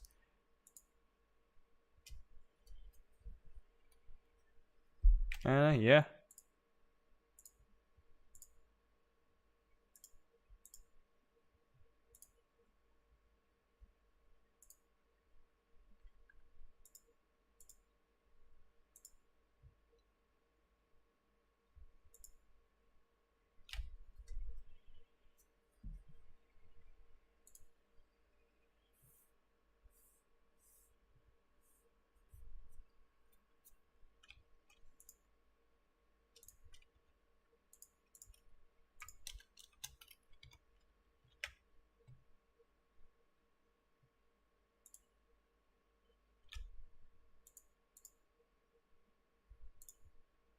Alright, army performances. The Seekers did poorly, mostly getting shot up and whittled down by the Empire Knights and the Spears. Forsaken did, one of them did okay, the other two not so much. Being shot up by the War Wagons, and the House Riders didn't really do much here. They couldn't really handle the Empire Knight heavy armor. And Slaanesh infantry with Hell Scourges did okay. Bringers of Beguilement did spectacular though. They are indeed one of the most solid, if not the most solid unit of the Slaanesh roster, while Azazel gets shot up and Spirit Leech, so yeah, unfortunate for this Slaanesh Lord.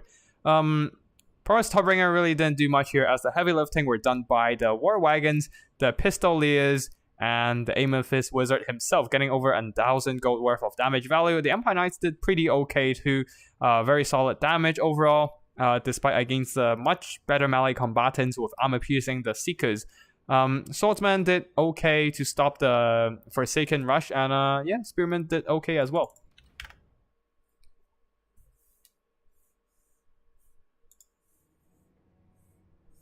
Yeah, oh boy, this game is spicy. Now, Army Balk is on again, as I don't really want to reveal their army picks here.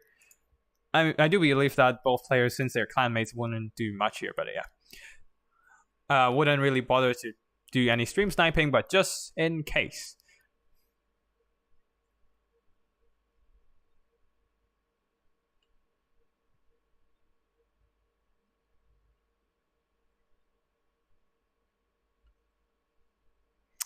Karadog also If you ever seen Buna into Seekers, you will cry. Yeah, indeed. That feels like extremely painful. Or a Buna onto the Bringers of Beguilement too.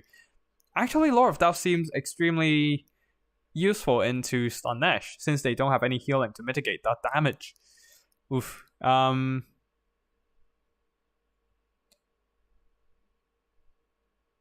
Spirit Leech is sad.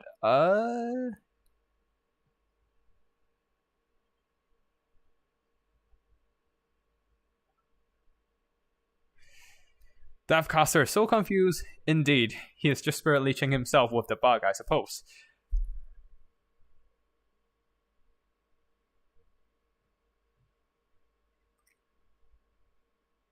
Who's the real Slaanesh worshipper when he's casting Spirit Leech on himself? Perhaps the Slaanesh has infiltrated Empire this time, just beating up themselves like a true Slaanesh, inflicting pain and misery upon oneself, upon thyself. But yeah, fun times.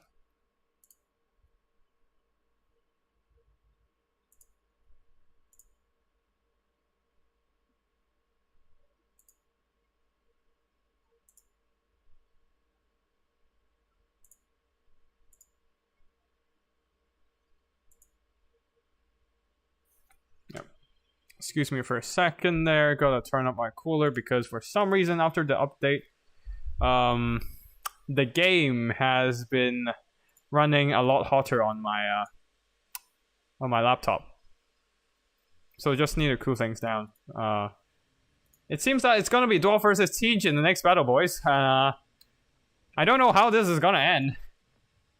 I feel like Dwarfs do have this one with their mass firepower, but Alfredino. I don't know who picked first or anything, but yeah. It seems that this will be another spicy battle.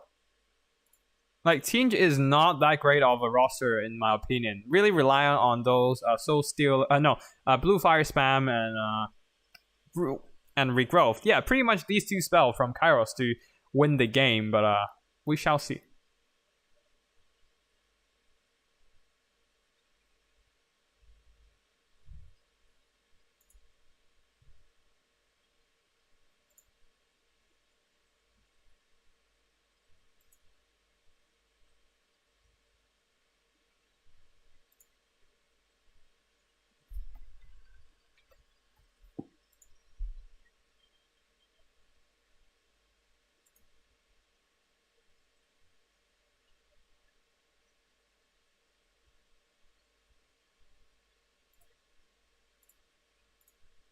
Alright, it seems that we're loading in, so we just unleash the armies.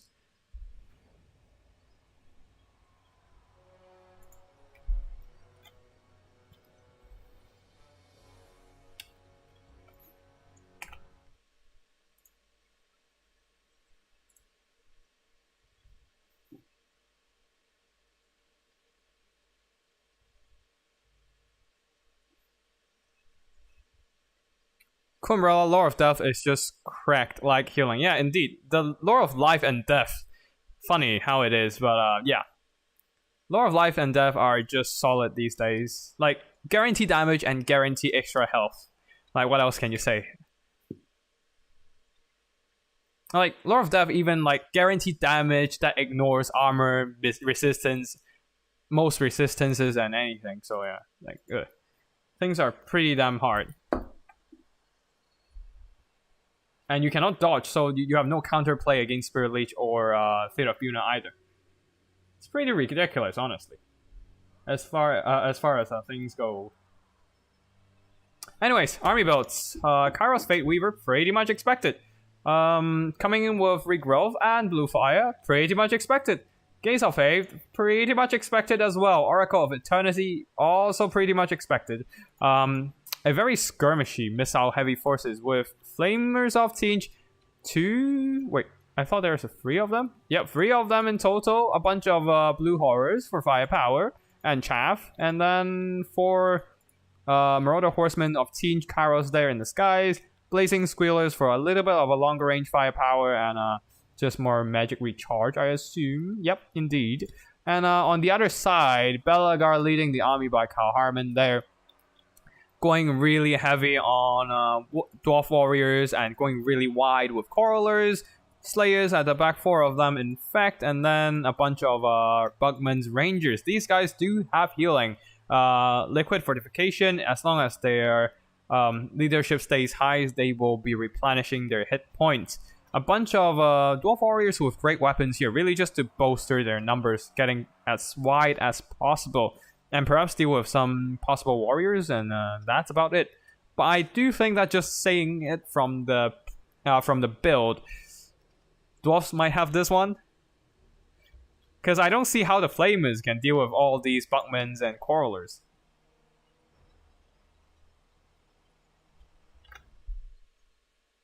Yeah, things are spicy, but I do think that certain units... I do think that the Dwarf player has an advantage. Especially Belegar isn't that vulnerable to blue fire sniping. Like, he has missile resistance, he has spell resistance, that is a total of 50% resistance against the blue fire.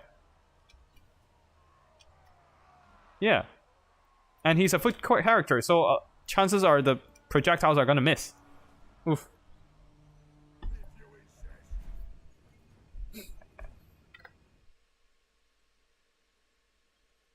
Things are painful for sure.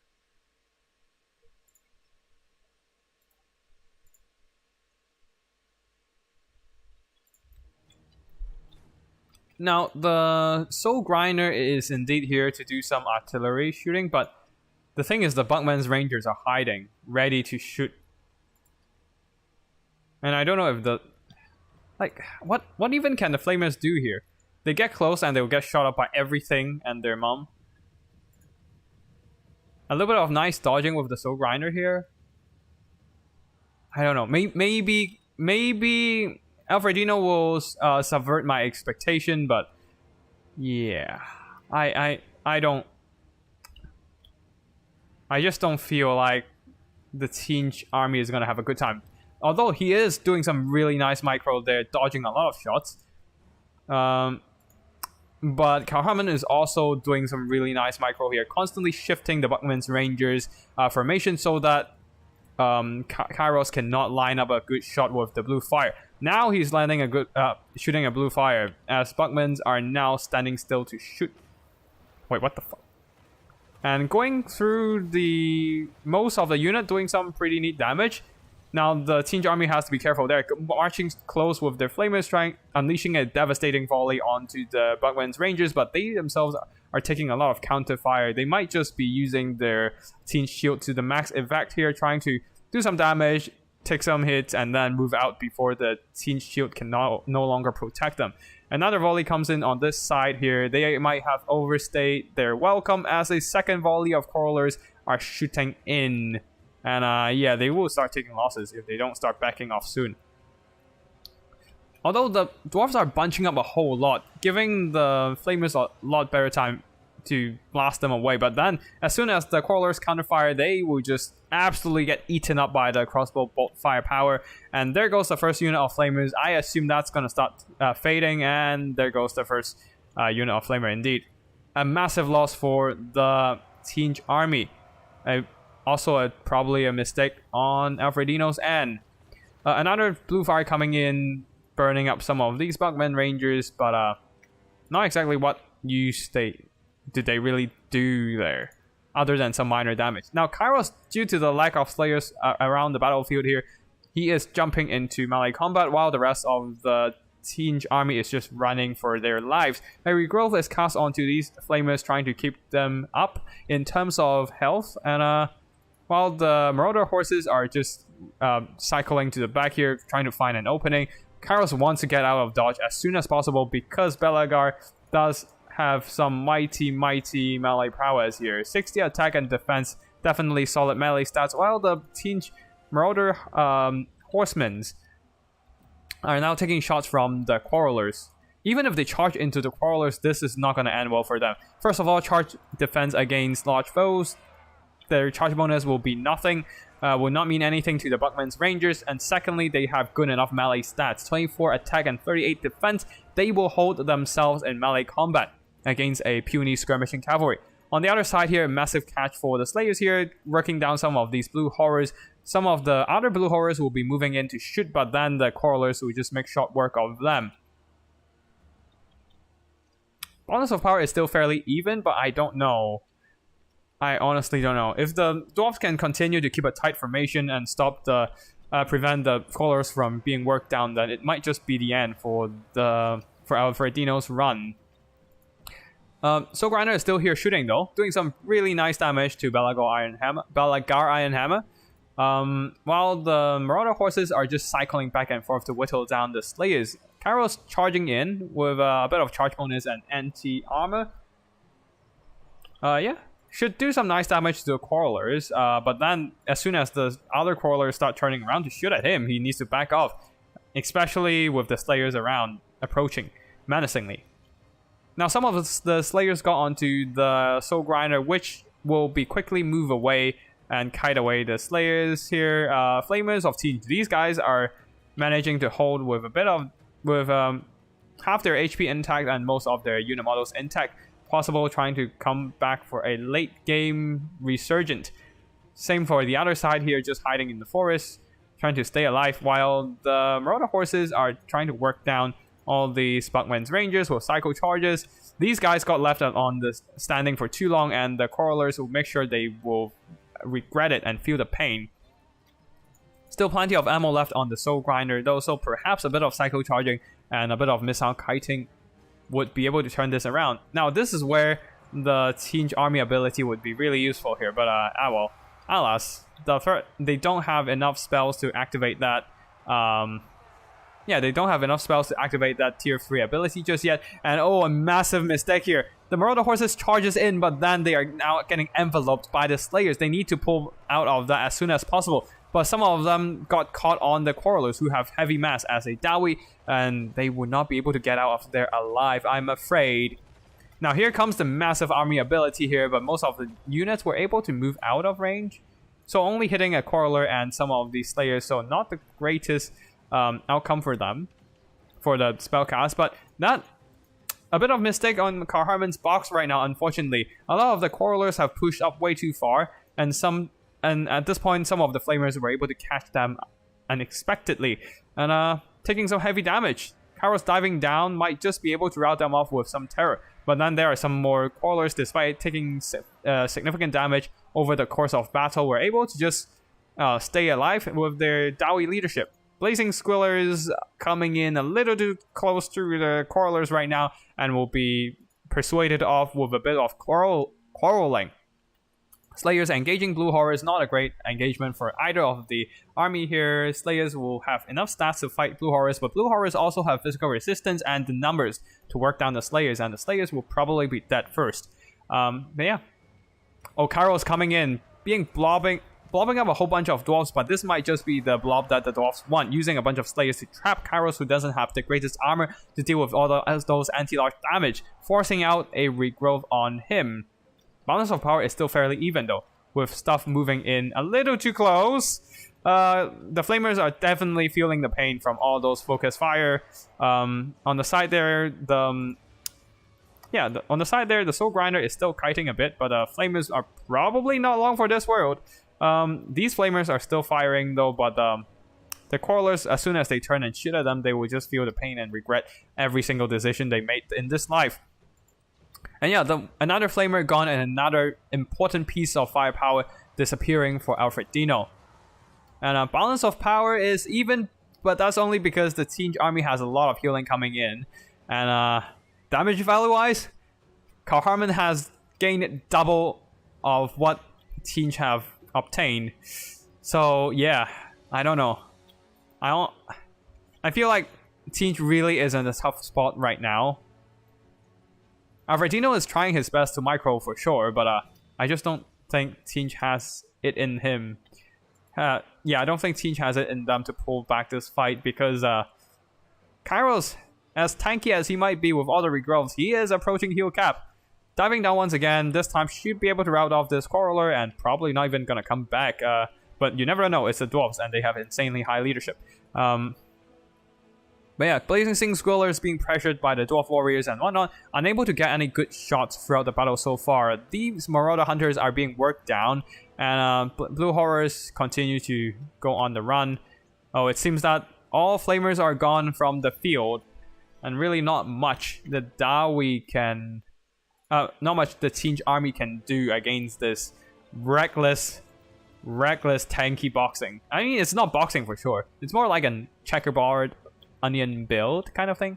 Anyways, Dwarf Warriors being surrounded by Marauders, horses, and Blue Horrors, but they don't give a damn and just keep working down those Blue Horrors while Kairos cycle charging once more, just trying to get rid of all those Quarrelers to get away back into the fight here. But yeah, Kairos alone, his melee stats isn't good enough to break even these puny Quarrelers, and instead he would just get focus fired by 3 units of Quarrelers. Yeah, things are not looking great for him. He doesn't even have his Oracle of Eternity up, so any damage he took is full damage, other than the physical resistance mitigated. Finally, he backs out of the fight, be like, I'm getting out of here.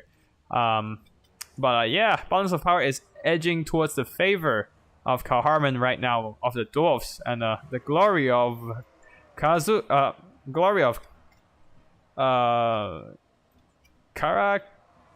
I don't know how to pronounce their name. I only know Karak 8 Peaks, but other stuff, not sure. But yeah, anyways, Blue Horror is staying a little too long in static again, and then Quarrelers, Buckman's, Rangers, everything raining down shots, knocking out their shields and knocking out their models. Nope, they still have some shields left, so they will survive a bit. But yeah, Kairos still trying his best to rout off the scattered Dwarf units, terrify them, but it's not a proper route, so they will come back. They will come back indeed. And Tzeentch don't really have the mobility to keep them chased off, so that's a major problem here. Oh, it's a proper route, but there's still a lot of Quarrelers for the Tzeentch army to work through, and I think Kairos might just be out of magic. I say that, but then Kairos always still have magic. Yep. Still have magic, comes in with a blue fire, probably going after the Buckman's Rangers. Not doing the best damage there, very unfortunately, because the formation isn't the best. Hitting some other Buckman's Rangers, I suppose, but yeah. Alfredino still playing this extremely patiently. Whittling down some of these Slayers, he knows that he will need to deal with them in the end game. While the Quarrelers and Buckmans might just be whittled down through working down their leadership, or just running out of ammo in general. But yeah.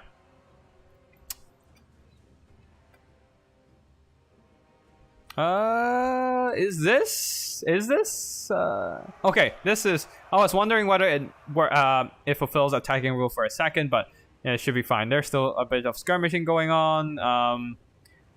Dwarf Warriors took a volley of javelins, but they don't give a damn. They have enough armor to just hang on. Karazhan Core, Eternal Realm. Okay. Another blue fire whittling down the long beards. I totally missed these guys, but not doing the most damage for sure. And Tzeentch still have a lot to work through. They this might be against attacking rule, guys. And it's just a single anti... Oh, I know, the Marauder horses are shooting, but they regrouped, but they are kind of shooting. And Belagar is just hiding in the trees like a coward. He doesn't want to deal with Kairos. And he's also afraid of being sniped out by the Soul Grinder. Where's the Soul Grinder at? He's all the way back here. Okay.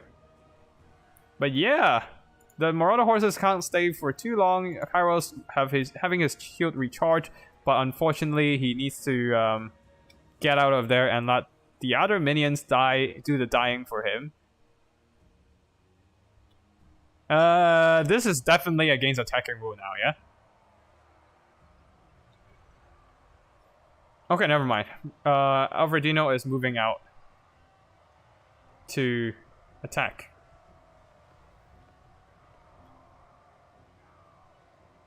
But yeah, this is teetering on the edge of rule break.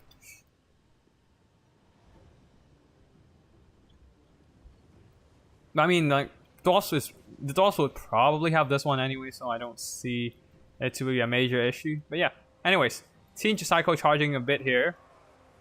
Trying to just force the Dwarf Warriors to turn their backs onto the... against all these horrors here, especially the Blazing Squillers having pretty nice damage with their missiles, and of course being Regiment of Renown, extra reload speeds, and have been meticulously preserving their ammo throughout the entire game.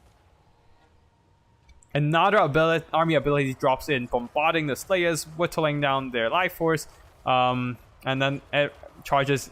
Yeah, Kairos, Soul Grinder all charges in, but this opens them up to the focus fire from all these Crawlers. Now the Blazing Squillers are still firing in, doing some nice damage, but Kairos himself is not doing too hot. Showered by missiles, he doesn't... Huh? So the Warp Flyer effect actually applies to yourself, to your own troops. I thought they fixed, whatever. Anyways.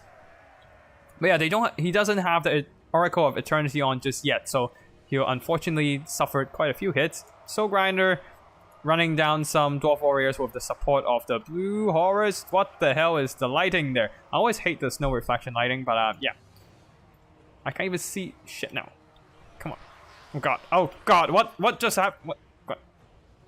Oh god. Okay, I'm just gonna stay out here. The snows are way too bright. What the hell? Anyways, Blazing Squiller still shooting, Soul Grinder still shooting, but yeah, that's just too many dwarf bodies to work through. Kairos is extremely low in health, 800 HP left, and no Teen Shield to protect them. Soul Grinder taking hits. The dwarf bodies are pushing forward. Yes, clouds. Thank you, clouds. Blocking off the sun. I don't need those snow reflection. Getting snow blindness and shit. Yeah. I don't think Tzeentch has it at all. Balance of power is still even though, but as soon as Kairos goes, the rest of the Tzeentch army will be in a really tough situation. And seeing that Kairos hasn't been using any spells for the last a minute or two, yeah, I don't think Tzeentch has any more spells left in them. While the Dwarf Warriors are chasing off the Blue Horrors, while Soul Grinder hitting the Dwarf Warriors, it's kind of fulfilling the attacking rule, I guess. But yeah.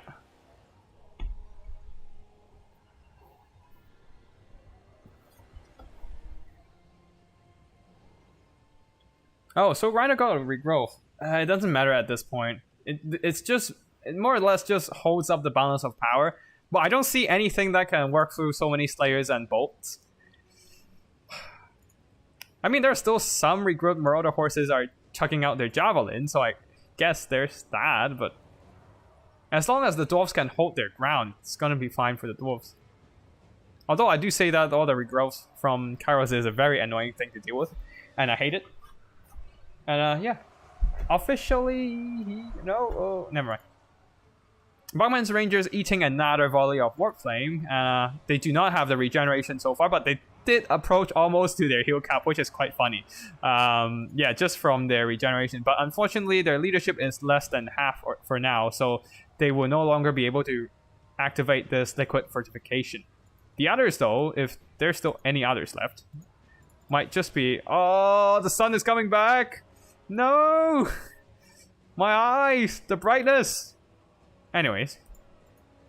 Yeah, these Bugman Rangers somehow still holding though, so good on them, I guess. Crawlers will be unleashing their bolts into the Soul Grinder. Might be better just to leave some of the firepower onto Kairos Fate Weaver here. Well, excuse me, anyways. Soul Grinder bulldozing his way into the backline using his a little bit of a mass advantage here. Dwarf Warriors, Longbeards continue to pressure the Blazing Squealers just to silence that Tzeentch firepower support, while the Marauder Horses tries to come in and shut down the Crawlers, but they are getting surrounded pretty hard by the Dwarfs. The Dwarfs did make a mistake of spreading a little too wide, so allowing some of these horses to just run in and do their thing, but this is definitely a mistake for the... Not saying it's a tactical mistake for Alfredino, but definitely a mistake for the lives of these Marauder horses, because they are now surrounded and worked down. Kairos is still here fighting a bunch of Dwarf Warriors, so there's that. Oh, they actually terrified the Dwarf Warriors, so a win for the Tzeentch army for sure. There's still this relatively healthy Marauder horses at the back here, fighting and kind of kiting away. I say relatively because this guy, these are like what, 20% health left. So yeah, having a quarter health left is a 1/3 of the health left is definitely an achievement for compared to the remaining Marauders. But a very unfortunate. Ooh, another Arcane Search here, giving himself a little bit more reserves in terms of magic, trying to squeeze out that much more magic for a little bit of healing. But unfortunately, the infantry support of Horrors has been dealt with, so Kairos did not want to stay in this fight for too long and take more damage than he wants to take. It's been almost 20 minutes, guys. Hurry up and get this over with, because this kite is going seriously long. Oh, Lore of Death passive too. Does he have that today? Yeah, he did. Getting more reserves as he casts spells. Getting another regrowth, you bastard! No. He's just doing something else. But I don't know what the Tzeentch wants to do here. But whatever they want to do, they need to do it fast, because they are running out of health. They are running out of time. They're running out of everything. Oh, it seems another blue fire cast going after the relatively healthy Dwarf Warriors. A little bit of collateral damage to the Great Weapon Dwarf Warriors here, and okay damage, but I don't know whether Kairos still have enough health for another spell cast. So, anyways, a cycle charging from the Horsemen of Tzeentch running down some of the Slayers, but really they are just running into their deaths here, getting another heavy focus volley from all those bolt throwers. Quarrelers, yeah, they are routed. Tzeentch, things are looking more and more hopeless for the Tzeentch army right now. They did spot Belagar in here, hiding in the tree line, so possibly just trying to snipe out the Dwarf leadership and cause more routes, and maybe win the game. But don't forget, Belagar is a very tough melee combatant, 60 attack and defense, and without any stat buffs in this fight, Kairos and Soul Grinder isn't exactly having a good time here, especially Belagar taking another hit from Belagar down to 357 HP now. He is slowly fading away, and that... Nope, he actually stabilizes leadership. God damn it. Kairos, why are you so hard to kill? Anyway, Slayers will be breaking, shattering these Marauder horses who are throwing their lives onto the line, trying to buy more time for the Soul Grinder to work down Belagar. But Belagar is just not gonna go down easily. Another hit might be a splash attack going into Kairos Fate Weaver here. Popping Oracle of Eternity, holding his leadership, but holding his damage resistance, but that's just not gonna matter at this point. He dies, and that little bit of Gaze of Fate trying to pin down the Slayers worked, but not long enough to buy time for the... just not enough time for the Soul Grinder to work down Belagar. And that might just be it. The Blazing Squealers are being cut down by all the Dwarfs over here, so there goes these guys as well. And yeah, surprising enough, I thought Alfredino would have taken this one in a relatively close fight, but it's gonna be a rather major victory for Kaarlhaarman in this best of 5. The Phoenix King spouting his anti-Dwarf propaganda again in the chat. God damn it. And yeah, Blazing Squealers crumbling on the other side. Belagar just not taking hits, not taking anything from the Soul Grinder at all, and just holding on. I mean, he's taking some damage, but mostly tanking the damage because Soul Grinder doesn't have the greatest hit chance. Only 43 attack. It's not an amazing combatant at all. And also this, what is this animation? You're fighting a single entity. Don't do some like area of effect bullshit. Anyway, Slayers will be coming in to deal with him, and he can't cycle charge because, well, nothing else is in melee combat right now or actively engaging in attacking role. So, yeah, that shall be the end of Tzeentch, I suppose. The Soul Grinder fighting to the bitter end, taking another massive hit from the from Belagar here. Belagar is not taking any damage from the Soul Grinder ever since we last saw him. So, might be the foot character bug again, and foot character is doing all the work in this game, honestly. In this best of 5 series for sure. There goes the best of 5. It is the victory of Kaarlhaarman indeed. battle performances, Slayers didn't really do too much damage here, but being an unbreakable anchor of melee force here, definitely some solid stuff. Just pushing off all the Tzeentch army. The Bugman's Rangers, oh my god, these guys 1,400 gold worth of damage value.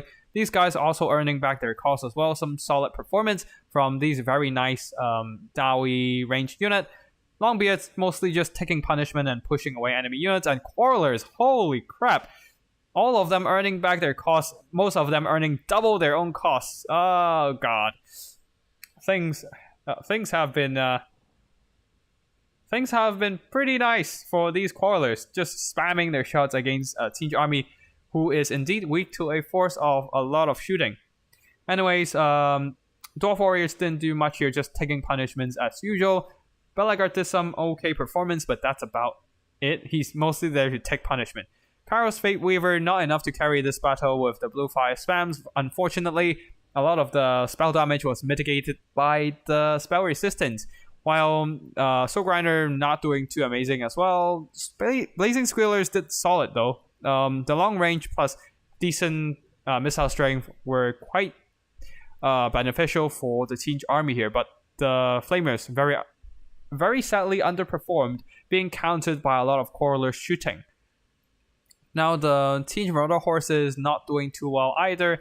Tzeentch army Blue Horror did okay.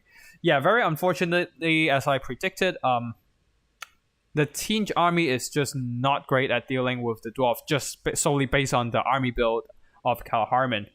And yeah, and that shall conclude the Best of 5 series, and it will be the victory of Kaarlhaarman with 3 victories over Alfredino's 1. GG to both players, very solid performance, very close games in this Best of 5, and really appreciate everyone playing here and everyone watching.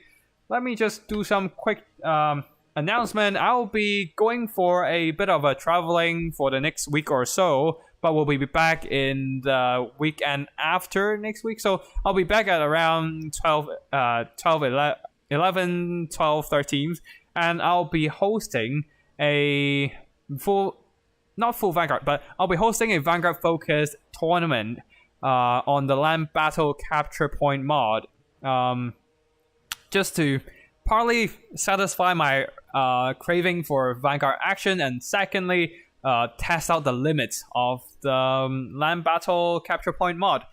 And yeah, if you're interested, subscribe to my channel, and also join my Discord, which should be... let me check if I include it in the description. Nope, it's not in the description. But it should be on my YouTube page and other videos, the recorded videos, and just join it. And yeah, I'll be also making an announcement on Discord, multiple Discords soonish, and yeah, join the action. Yeah, but yeah, other than that, yeah, that should be all the announcement, and yeah. That should conclude the Best of 5 series for today. Thank you for watching, everyone. And yeah, we'll just be doing a bit of a catch up with chat. And we'll be closing off the stream. Yes, I'm very right, Snow.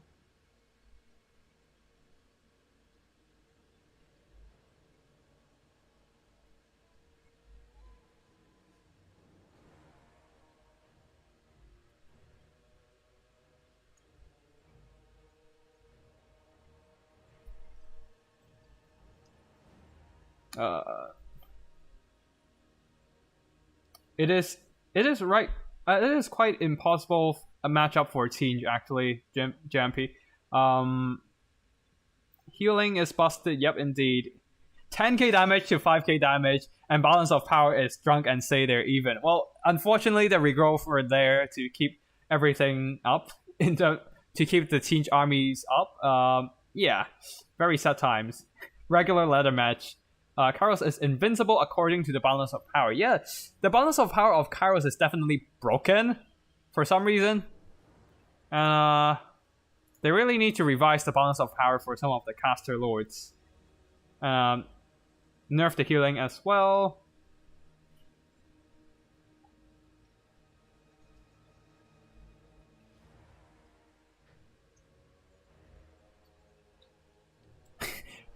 Coops, I recently saw a Dom player say Fiery Convocation is hard to dodge. What do you mean it's hard to dodge? It's like 5 seconds or more casting time. What the hell? I have crappy micro and I can still dodge that shit. Oh. Dwarfs require no skills. Yep, Phoenix King is there again. The spell with 15-second wind up. Holy hell. I do say the domination gameplay just reduces micro pressure on players for a little bit too much there. Like, what? Like, you're just spamming units and making a lot of macro decisions, but there's no micro in the game, in my opinion. Especially a lot of micro aspect is limited by the choke point terrain. I just hate it. But yeah, GG to everyone here. Who's better, APM, Dwarf mains or Dom players? Phoenix King spouting the anti-dwarf propaganda. Dwarfs are micro though. Dowie Dom players has the worst micro for sure. Yeah.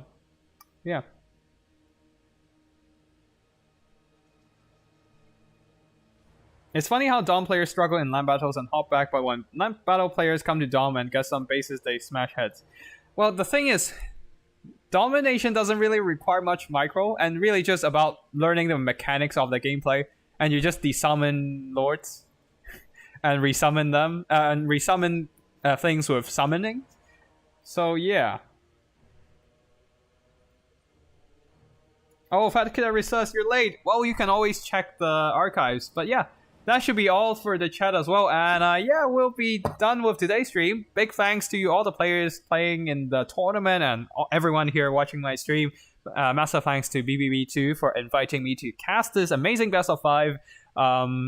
It has been a great gameplay so far, but I will be out of commission for the next good 7, 8, 9, 10 days. Basically almost a full, almost over a week of time. So yeah, I think other streamers like that will be casting the remaining playoffs, so do check out their content while I will be out of town. But yeah, that should be all. Thank you for watching, and I'll see you all in the next one. And don't forget to join my Discord and play in my janky land battle Vanguard tournament. See you all next time. Tactical Lich signing out.